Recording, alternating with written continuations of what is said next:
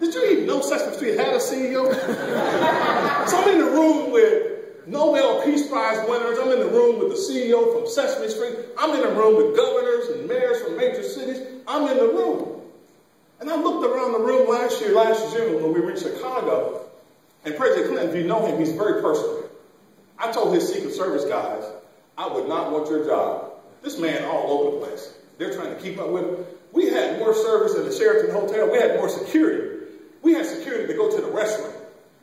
I mean, they were tight on us. We had to get all these clearances. Every time we left out a room, they're scanning stuff. They had my whole life story on the screen.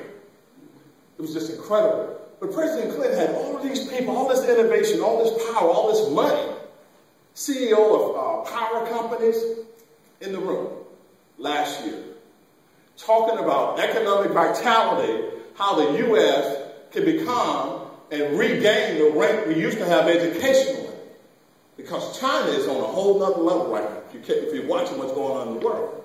And we're just simply, when you look at Obama's administration, when you look at what's going on with a lot of the major foundations, Lumina, but how many of y'all familiar with Lumina Foundation for Education? The work they're doing, Institute of Higher Education Policy, the Knight Foundation, Gates Foundation, all these major foundations are doing things to contribute to economic vitality in our country.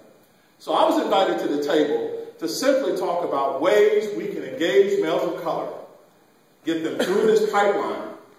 That's Joe Seabrook. Who was in Joe Seabrook's session this morning? Dr. Seabrook? And Dr. Seabrook is one of my mentees.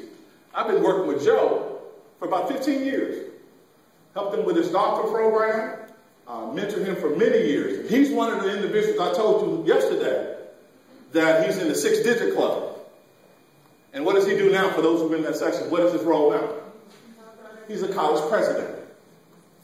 4 of my former students, and I appreciate the students last night who thought I was 38. I'm knocking on mid-50s. I'm knocking on mid-50s. I'm not 38. I just look good. Now, I take care of myself. I don't know how I have the hell I have right to this day with all the chitlins, and if I know chitlins, I just have to go there. All the chitlins and hog log and stuff we ate back in the day. I don't know how. My mother had us at home. My brother, I have a twin brother.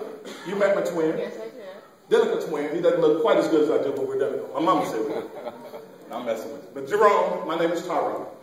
I was born 2.5 minutes before my brother. If you don't remember anything else, you'll remember this story. My brother and his wife had 2 sets of twins.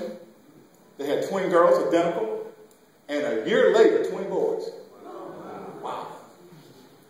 So you can imagine what a family union looks like. Confusion.